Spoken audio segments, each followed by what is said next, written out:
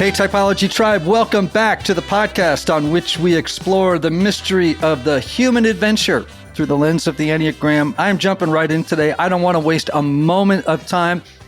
I have my good friends, Dr. Dan Allender, Dr. Steve Call. Dan Allender is an Enneagram 8. Steve is an Enneagram 3. Authors, by the way, of this wonderful, wonderful book, The Deep-Rooted Marriage. Hey, guys, welcome back to Typology. Oh, Ian, what a absolute thrill. Always a wild ride with you, sir. So good to be with you guys. We love your podcast. So grateful to have a conversation with you guys. All right. Well, before we dive into the book, let's dive into the Enneagram. Dan, I'm going to put you on pause for 1 second because you are a complicated man.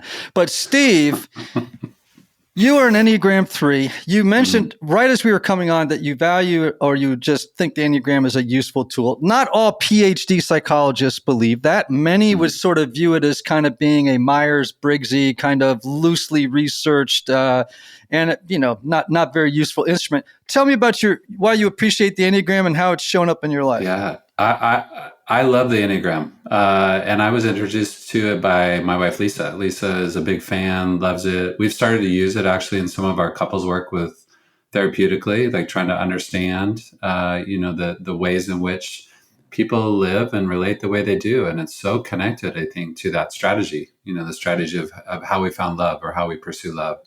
And I think that has been so true for me. It's been so true for Lisa. So it just has created clarity around how to understand what's happening for us, particularly in maybe conflict or tension or difficulty between Lisa and I, for other couples as well. So I think it's a really helpful tool.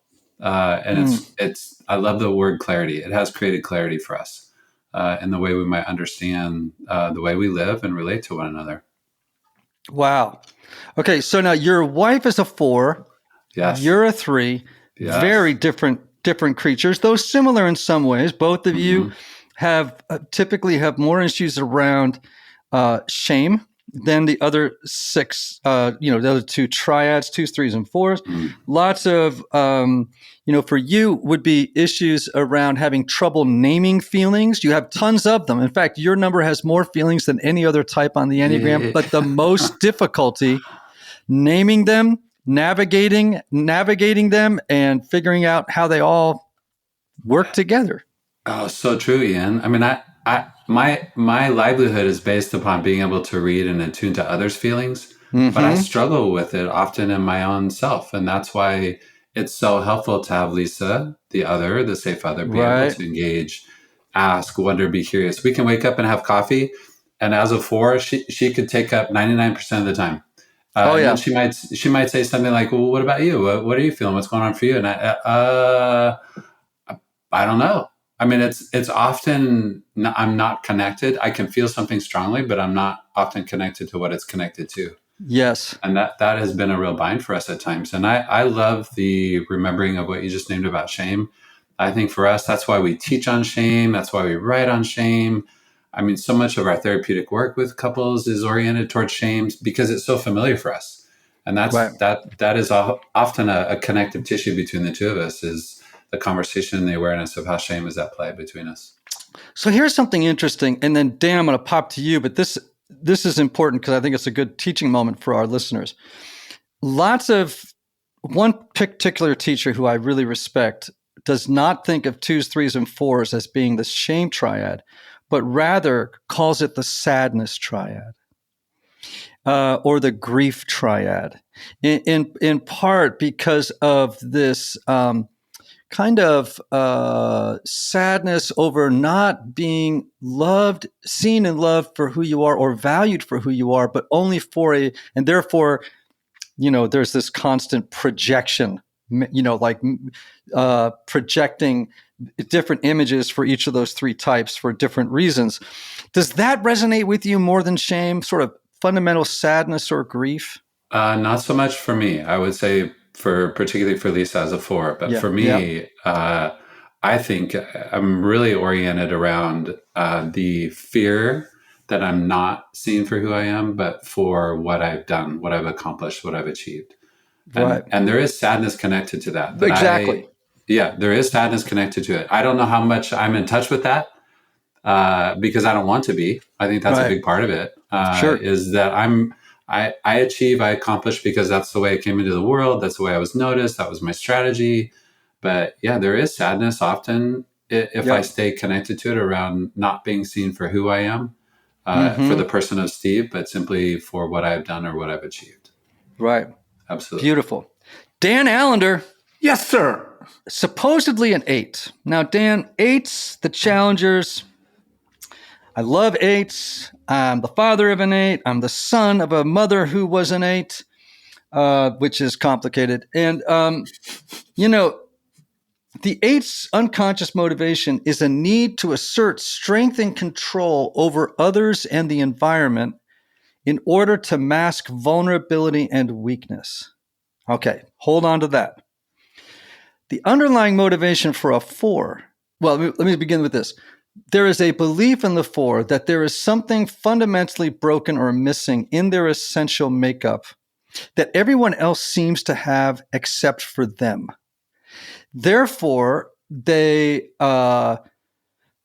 launches them on this lifelong quest to find the missing piece so they can finally come off the aisle of misfit toys and belong in the world, right? Mm-hmm. And now in their social expression, sometimes 4s kind of leak suffering, right? You can almost see it off of them. So you think about, Amy Winehouse or others like this kind of melancholy that kind of, you can feel it when they walk into the space sometimes. But there's another 4, the 1-to-1 4, that's maybe the most aggressive type on the Enneagram. People think it's an 8. Now, of those 2 statements I made, the first being about control and asserting strength in order to hide vulnerability, or the one about this missing piece, need to find it, need to find belonging, and therefore they have to present, they need this need to be special and unique in order to compensate for the missing piece. Which of those 2 sounds most like you? Well, can I be a 12 then? No, you can't. You can't be. Don't make this complicated. There's always one guy who does this. There's always one guy. And we're going to rein him in. We're not going to let him be a 12. We're going to let him be a 4.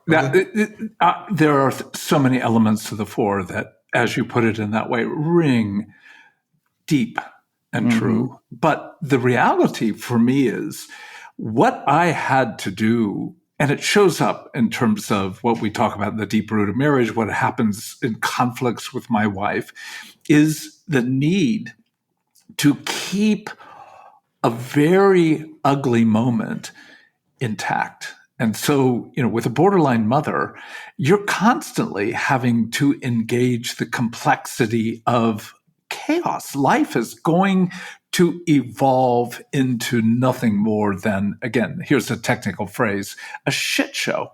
So my task is, in some ways, to keep organizationally, keep my marriage, keep my friendships, keep things intact.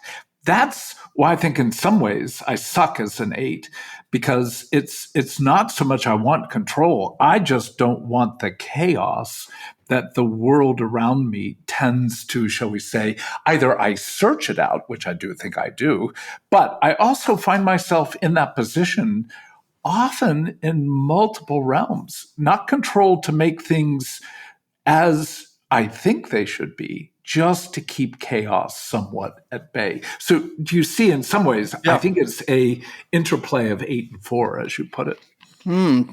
All right, well, we got to be one or the other, at least according to the teaching of the Enneagram. Now, you do contain all 9 types, but one of those has to be more dominant. Steve, you think he's a what? Oh, I know a 4. I mean, Lisa is a 4. Like, there's just such familiarity, and it really is what you named the desire to be unique and special. And I think that is so true for Dan. I mean, you are very unique and you are special, and I think that's hard to own. And so I think there's like almost like the secrecy of it, or the silence. It can't be true, but I think that is so deep and true to your bone, like the longing to be unique and special. And you are, and you know it. Well, and this is what happened when we were together in the last time, was as you opened up the possibility of 4, I take you very seriously. So it's been something I've pondered, but the way you're putting it in the realm, I, again, will say at least at this juncture, you're on to something. But All in right. that's to me what all good quote unquote marriages, all good friendships, all good. It's like revelatory. There's something about engaging this that you just begin to go. One of the powers to me of the Enneagram is it's virtually impossible to come to a point of complete finish. There's Yes. always something more to be learned, something more that I think that's where, in comparison to like Myers-Briggs, things that just give a kind of finality versus a capacity to enter into this very large, exquisite edifice, and now you get to explore room by room by room. So the 114. All right. It's possible, man. Like, first of all, you have the forest glasses of any guest on our show ever. Yeah. I think we talked about that last time. Steve, am I right about that? Look at his glasses. Absolutely. They scream I know. 4. He doesn't really need to wear them. That's the key. No, he doesn't. It's a blue shield or whatever. But again, it's out of cheapness. I told you that before. They were 6 pair sold for 75% off. That's the way you justify it, though. That's the way you justify it. Come on, Steve. Come on, Steve. Oh my gosh. I love this. I'm unique and special, but I'm not trying. Right. Yeah, right. Yeah, right. Exactly. Exactly. So true. All right. This is a lovely 3-1. And in this case, Foursquare, the ball is going to keep coming back to my court. Yeah, it is. And so far, you're loving every minute. Now. Right there. That would be a 4. Well, kind of. Yeah, kind of. I love what you just said, though, Dan. And again, good teaching moment. Here's a great illustration about the human person through the lens of the Enneagram, which is an imperfect model. It is not the only model, but it's an interesting one. Imagine that you are a house with 9 rooms. Each of us is a house with 9 rooms. Now, we know that when we move into a new house, for some mysterious reason, there's a gravitational pull to one room in the house that will ultimately become like, quote unquote, your resting home. It's the place, it's the chair, it's the corner, it's the view, whatever it is about that room, you always go back to that room. It doesn't mean, now, I've lived in houses where there were rooms, I never went in them, or I went into them twice a year, right? Like into a kid's room or into, some room off the basement. And I'm like, oh, I forgot I even had this room or this bathroom here. Case in point, everybody is kind of when we talk about the Enneagram, as a metaphor, that's helpful because we all have all 9 rooms in the house. All of us have a 4, a 7, an 8.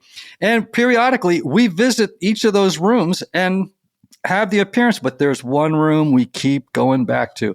And that's our dominant type, right? So in my house, as a 4, it's that blue room with the really melancholy horse paintings on the wall and the Tibetan rug and my incense and my candles and my blah, blah, blah, all this stuff. Rest of the house, there are some rooms I don't spend a lot of time in. They're just not my thing. That's how I like to think about the Enneagram. Love that. Such a wonderful image. Yeah. And to think about marriage, you're going in between 2 rooms and then sometimes a neutral 3rd room and sometimes the conflict room. And then you begin to play in that merry-go-round. That's just, it's circular.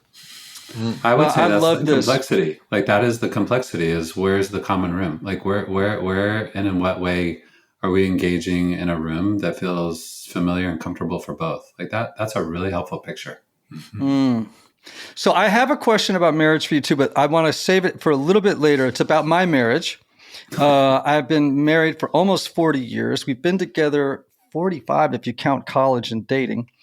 And an unusual thing has broken out in the last few years, and I want to talk to you about it. But first, give us a 50,000-foot précis of the deep-rooted marriage. It's Steve. Why don't you do it? Just give me a big elevated picture about what it's about. I would say a couple sentences along the lines of it's a way to help couples become maybe a bit more aware of how their past, referring to family of origin, their experience in their own family is being played out or remembered or reenacted in their current marriage. That's the hope, is the way in which someone reading can begin to become just a bit more aware of what's being played out, what's familiar, what is my body remembering, and the way I'm engaging my partner or my spouse that is maybe creating tension or conflict. And it's in that awareness that's where growth comes. And that's why we chose that title, is as we grow in awareness, we grow in depth, we grow in courage, we grow in humility, we grow in desire. And so I think that's I would say the ultimate hope of what we're hoping for the readers. And Dan, you approach this through the lens, I don't know if it's strictly through narrative therapy, or through the lens of narrative, correct? Yeah, absolutely. The notion that we keep playing out stories, some which we know, but the vast majority we've either refused to know, or it seems so common that it's just sort of part of the water that we swim in. And the idea that we reenact, we replay and repeat patterns and structures that continue to bring some of the same debris that we were tending to when we were 5 and 10 and 12. We continued to having to deal with that. And, some just simple sentence, and that is, you cannot engage what you won't name. And just like whether I'm a 4. So when you begin to engage something of the patterns are always related to other structures. And we mean by that the interplay of our way of being in the world, but also the stories that shaped how we are engaging our world. Steve, in your experience, is there a particular issue that you see repeatedly in marriage that is the death knell? You know what I mean? Like, is the thing where you're like, yeah, this is that problem, the big problem. Is there some commonalities? Honestly, people are creative, but not that creative. We keep appearing with the same problems on different iterations, right? Mm-hmm. There is. It's hard to maybe isolate to one, but if we were to, I think, put words, and maybe Dan and I think would really agree on this, it would be the issue of contempt. Contempt has this sense of disdain, disgust, contempt either toward self or toward my partner, my spouse.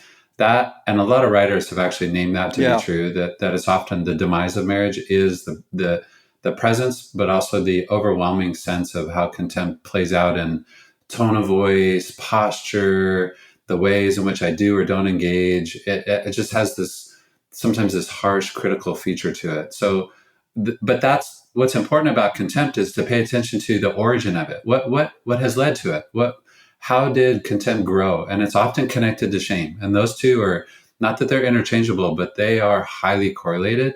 Is where there's contempt, there's shame, and where there's shame, there's contempt. And Dan and I talk about that. We write about that. We teach about that. That those two tend to play a significant part in where couples tend to struggle. When you have that interplay of shame and contempt, it is the very opposite of what we were made for, delight. Contempt is just this turning away from delight.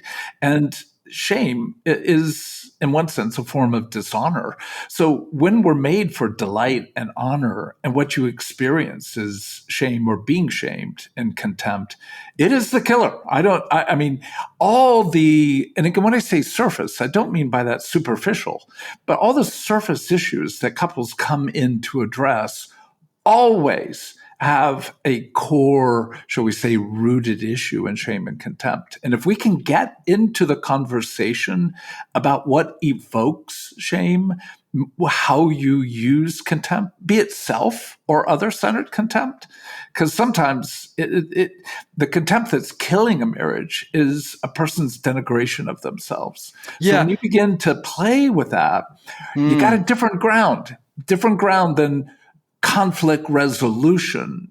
We have the opportunity to do conflict exploration. That's a really different approach. Right. And I know that, for example, I think it's in imago therapy, right? When you start to smell contempt, it's usually a very bad prognosis for the marriage, right? But they're always talking about contempt for the other member in the marriage. You're saying even self-contempt is you didn't say poor prognosis, but it's a significant, important challenge in relationships. Oh, initially, Becky and I were so compatible because I'm really good at other-centered contempt. She's really good at self-contempt, and we were a lovely Christian couple in the way that and honestly, as she began to grow and began to expose my self-contempt, what came more to the surface was anyone with self-contempt has sort of hidden other-centered contempt, and vice versa. As she began to explore my other-centered contempt, a lot was my sense of failure to keep the chaos in an organized and at bay structure. So, when you begin to play with these categories, you begin to go, oh, shoot. And again, not blame, but there is so much need for redemption. And that's another core issue. We marry for redemption, for healing. Yes. But we don't have, at least I didn't have, anything close to the courage to admit what I thought I needed or what I had lost or never had. But Becky filled all my dreams. But then the dreams, when she didn't do as I wished, became structurally a nightmare. So I have a question. I'm dying to know I know this isn't my therapy time, but it's not my therapy time. So I've been married 38 years, and we have been through some difficult seasons, bad patches. I'm a 4. Annie is a 9. Annie did not wake up and begin really to do her work. And these are her words, not mine. And I have permission to talk about it until my son developed a drug problem, went to treatment 3 times. And she realized the best thing I can do for my son is work on myself. And if I don't wake up and show up, it will only contribute to a bad outcome for him. Right. So she went off and did her work, and I did my own, and, the fix outlays, some other things that, my new book talks about different ways that took place. But, in the last 5 or 6 years, and we went through some rough patches, bro. I mean, like, got the lawyer on hold patches. Okay. And we have settled into this very sweet, peaceable kind of dance with each other that some days I wake up and I'm like, how did this happen? And I just wonder too, if you reach a certain, and it's not resignation. It's not, I'm resigned to who I'm married to, right? There is a real, genuine love and kind of peacefulness between us that seems to have come as a grace. In your experience, does that happen very often when it just comes as a grace one day after sticking it out for so long? No, not at all. I want to hear more. You've done so much work, and that commitment to dig, the idea that a lot of couples resolve conflict by cutting it off at the top. What happens with a weed? It just gets stronger, but you can't see it until the day comes when, you just realize, like a gray divorce, where people just like, they don't even have animosity. It's just a lack of anything. But when you suffer together, and the idea of a 4 and a 9, you would have driven one another purely to a point of madness, particularly your wife. Yet, as you write in the fix, there's been a long history of addiction, which a 9 would be brilliant at the role of the enabler. To create the intersection between the two of you, you have suffered well and long. But I'd also say one more sentence, and that is, even though you're not quite as old as I am, when you get into at least the mid-60s, you're in the season of death. You're in the period in which friends are dying. And there is a reality for Becky and I. I would describe exactly what you put words to. But part of that is we know our days are truly numbered. They are numbered. And in that, they are so much more precious. The simple good things, having done a lot of work together, But yet, we're in a season where the fruit is not difficult to pull off the tree because we have tended for a long time to I the love roots. that.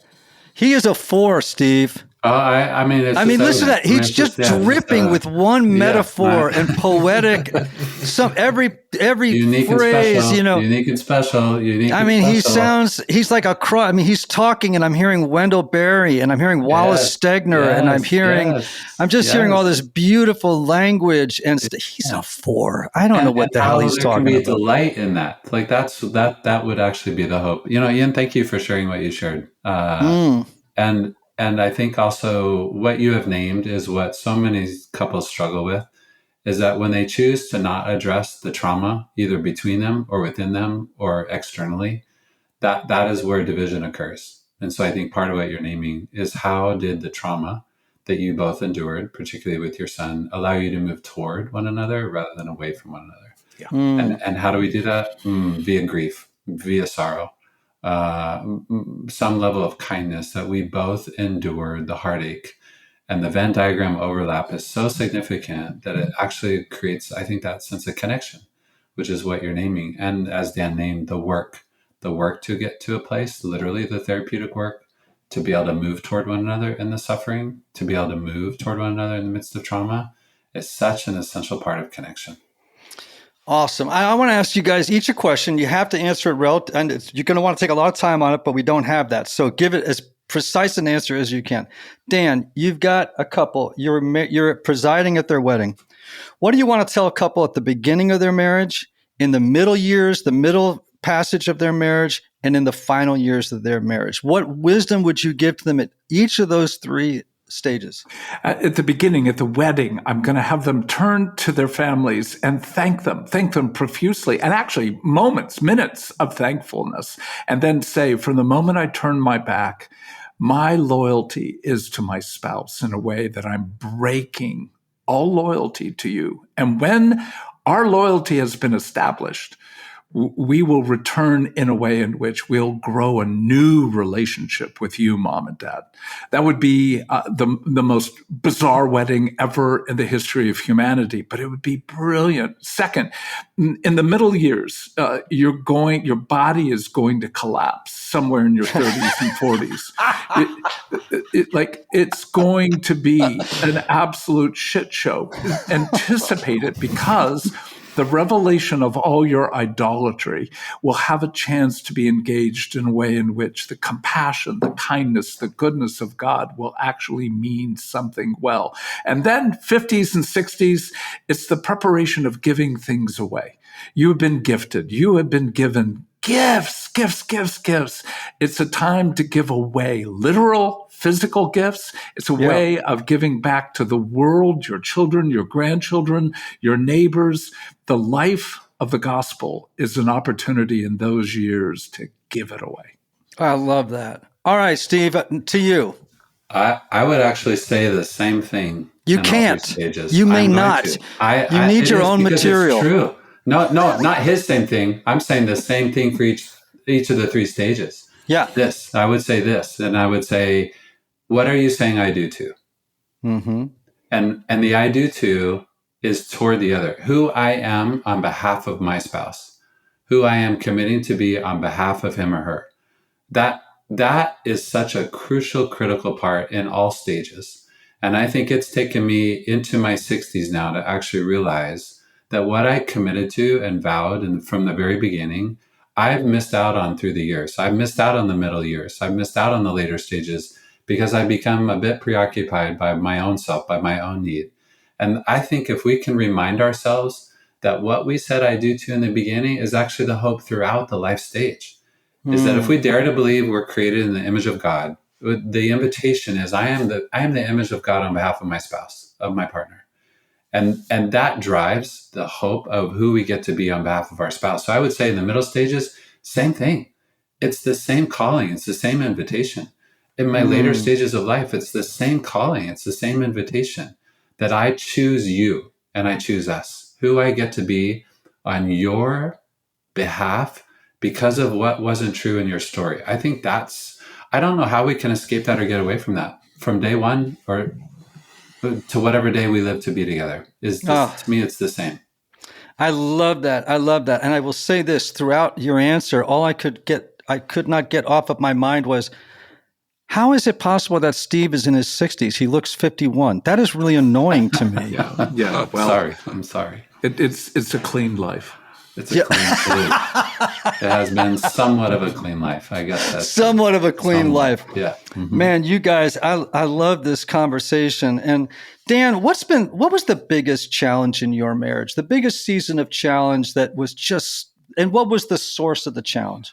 Well, I would still say it's the same. And that is at times not seeing my wife as my mother, to not see her in her fragility, to be like my mother's fragility, and her need for help like my mother's demand. And so you would think, good Lord, sir, wouldn't you be done with this? You're a so-called psychologist. And the answer is that ability to be able to engage that 8-year-old, 10-year-old boy who also happens to be a 73-year-old man. That process is part of, I think, the linkage of time, literally not just narrative, but time in our soul. There's something about our soul that's timeless. And in that, if we can hold the interplay of our past and present in a way in which we come to greater kindness. I mean, that is one of the key things that we would say in the book. How do we grow in kindness is how we grow in love. And how we offer kindness is how we're going to engage in intimacy with our spouse. So that came up a few days ago regarding whether a baked potato was finished. I didn't think it was. My wife thought it was. And we're in a conflict after 48 years. We're in a baked potato conflict. So if we can engage those realities, we have a chance to deal with things like that with much more generosity and curiosity. So, Steve, in the book, you talk about something Dan just spoke about, which is the importance of awareness, right? The awareness of these narratives, these unfinished stories, the unmade beds of our history, right? How does a person cultivate and remain in a state of awareness in their relationships so that things like shame, judgment, and resentment will be mitigated somehow? I mean, it's too simple to say this, but and it's not at all. I think what you're asking, Ian, is the remembering that I get to play a part in the shame and the contempt and the experience of the other. Meaning, when there's curiosity from the other, that helps us become aware. I can't cultivate awareness simply on my own. I mean, we might try at times, but that's the beauty of marriage, is it's meant to cultivate awareness because the other pursues, because the other engages. When you ask Dan the biggest struggle, I think often the biggest struggle is in moments of conflict, something's getting reenacted in our story. And when I'm curious about that with Lisa, when Lisa's curious about that with me, that's where awareness, I think, takes place. She came home late recently from something. She said she was going to be home sooner. I think where I struggle often is I often will make Lisa pay for the heartache of my own story. I didn't have a mother that was attuned. She was highly distracted. And so when I experience that at some level with Lisa, I make her pay. I go away. I withdraw. I don't engage. Because yes, I feel shame, but also I don't want to be exposed. And when Lisa is curious, like when she actually moves with curiosity, like, hey, what's happening for you? Hey, what's going on for you? You seem a little quiet. You seem a little distant. You seem a little distracted. What is that about for you? Like again, we can't underestimate the value of pursuit, but also the curiosity of, hey, what's happening? I think that's the heart. That's the soul of what awareness sounds like and looks like. I love that. I actually just wrote down, and I know this is reductive, but conflict plus curiosity, arrow, awareness. And I love the word curiosity. And I think you've actually just given, I mean, the three of us, because we talk in these categories a lot, I mean, we could actually sort of confuse people. But I think just even a little thing, a piece of advice is, and maybe Stan, you could give me, or both of you could give me the sentence. You're in a conflict with a spouse. Disproportionate energy and emotions are flying to the surface. That's a cue. Some old story is being ignited inside. What is the sentence you can say to your spouse that expresses curiosity. Like, how would you frame it? Like, what would be the exact words you would use? You'd tell my listeners to use. Well, let's go to the reality that likely no one's going to have a baked potato issue. But nonetheless, here it is. As we're beginning to argue, Becky literally stepped back.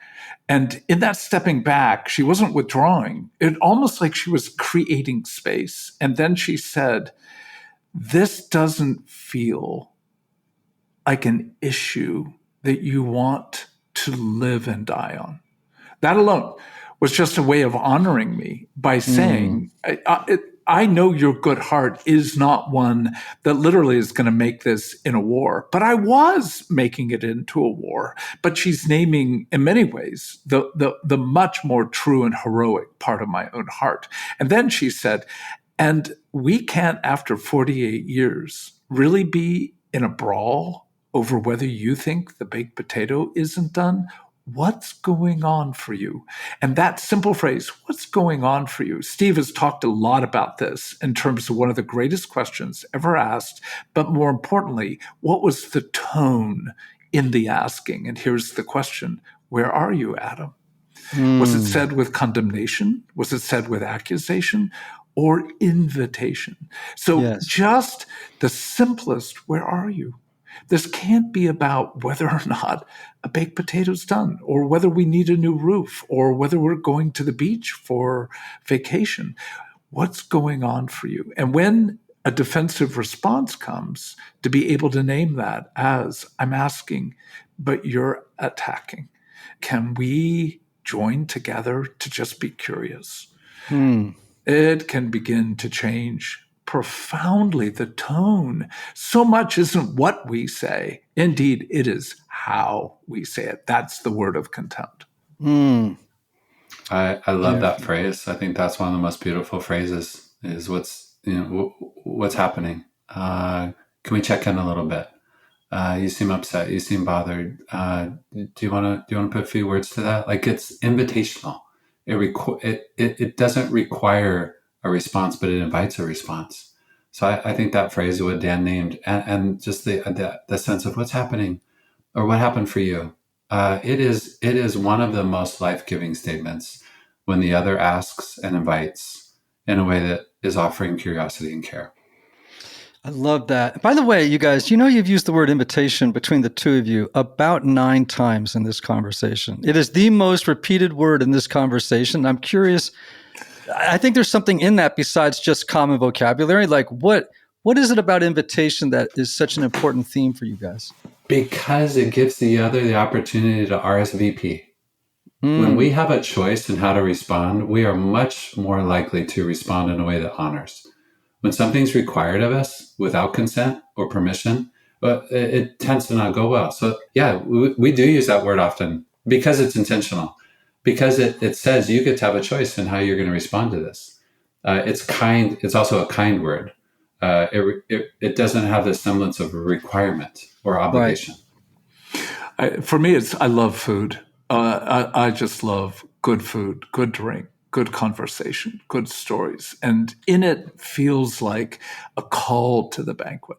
You can come and there's good food here. We're meant to have, not just in lovemaking, but a kind of sensuality of care, a playfulness, a kind of things that Becky says at times. I just look at her and go, who are you? I mean, where did you come from, girl?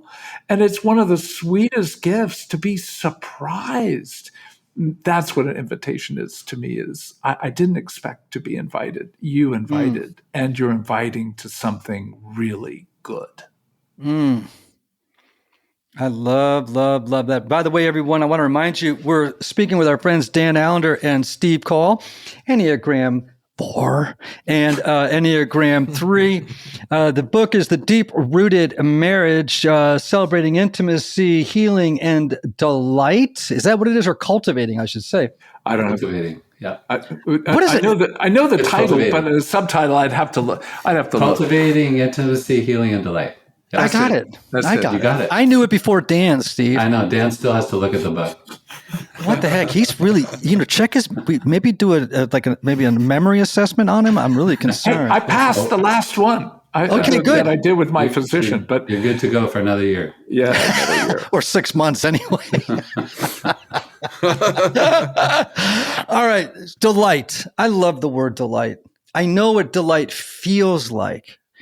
That kind of, and I know where it is in my body when I feel it. It's just below the solar plexus. It's this moment of, it is a moment of curiosity. It's a moment of surprise, but it's the most wonderful, delicious surprise, right?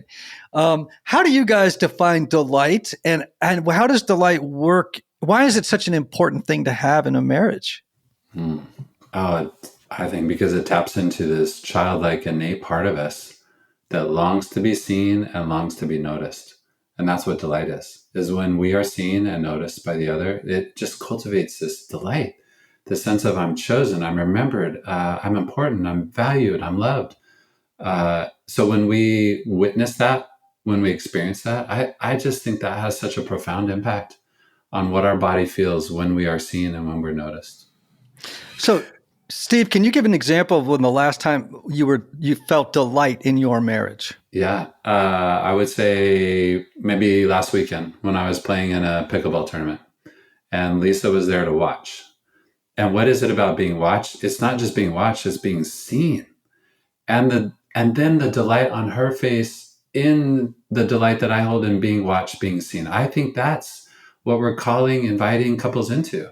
Is the delight that occurs in being seen, the face of the other. Kurt Thompson, he says, we come into the world looking for somebody looking for us. That's what delight is when the childlike part of us that's being watched or seen on the playground, in any place in the home by the parent, by the caregiver, and the face says, not only I see you, but I delight in you. I delight in actually watching and being with you. I think on Saturday, that's what it was for us, is her face said, all that matters to me is you. All that matters to me in this moment is being watched, but seeing you. I think that's what it looks like and sounds like. I love that you play pickleball, because my wife, who is a 9, by the way, I say this a lot, right? But she is the most easygoing, laid back, go with the flow, don't upset the apple cart, lovely, supportive, doesn't say a bad thing about any one human being. But you put her in any sport and she becomes a freaking monster. And when she plays pickleball, I will tell you, you beware, come with pads. Right Come on. with pads. Sounds like a great person to play with. Oh man, she trash talks people in a way that she doesn't do anywhere else. Now, Dan, the word delight. Define it and tell me about the last time you experienced delight in your marriage. Well, let me add, though, what you're describing is not just delight for her, but awe. And what we've captured with those two words, delight and awe, is the interplay of gratitude and wonder. And that's the nature of worship. So we're not to worship our spouse, but in some ways, our spouse is meant to evoke a kind of gratitude of being able to be in this echo of thank you, no thank you, no thank you for thanking me. So when we've got something of that interplay of gratitude and delight and awe, like wonder, like this morning is my answer. She just got a new pair of hiking shoes and didn't want to take them outside because she's very careful about money. She's going to wear them for a long time. But she had on a pair of Christmas pajamas. So she had Christmas pajamas on with the new hiking boots. And she really wanted to make sure they were fitting. So she tucked the ends of the pajama bottoms into the boots. And she looked absolutely ridiculous. And I just said, I am really struggling with lust right now. And she was like, about what? And I said, you are so delicious looking. Like, this is so gorgeous. She's like, you want to make love right now? I'm like, are you kidding? I'm old. I'm 73. It's early morning. I haven't even had coffee. I'm talking just about arousal. This is gorgeous. So being captured by, in many ways, the surprise, the playfulness, the glory. So if we're made in the image of God, we bear his glory, each in unique ways. So being captured by the glory in the other, I think is what the core of delight is. Wow, you guys, I have loved this conversation. And you know what I'm thinking about is I'm really thinking about how I wish I lived near you guys, because I think we would make such a great little group to go and I could drink lemonade. You could drink whatever you pleased, damn you. Yes. And we could have such a good time, because I know this conversation could go on and on and on. Yes. And of course, by way of reminder to all of our incredible listeners, you need to go get this book, The Deep-Rooted Marriage, Cultivating Intimacy, Healing, and Delight. Knowing these guys, I can tell you that you are going to, this is not your typical, all right, I'm going to show my cynical side, Christian fodder that gets thrown around in the publishing world. This is going to be rich, deep, well thought out. It's not written by 25-year-old Instagram influencers who have not yet figured out yet how to tie their shoes, no less give you a book on marriage. This is coming from people in their 60s and 70s. They have been around. They have done their work. Gosh darn it, buy the dang book and I'll stop selling it. Guys, thanks for being on with us. I've just felt it was so rich. Ian, Anthony, thank you. Yes. Delight to be with you both. And that's such a gift. Glory. Yeah, such a gift to be with you both. Thank you. I have to say, my brother, a year ago, came up for Thanksgiving. He's from Texas, and met a neighbor who had been widowed. And they just got engaged and asked me to marry them.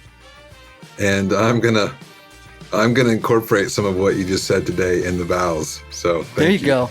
Yeah. There you go. Thank you. Thank you. Yeah. Send your checks, and Dan will tell you where to send the check. Yeah. All right. Blessings to you, all of you who are listening. May you have love. May you have joy. May you have peace. May you have healing. And may you have rest. Until next time, be well.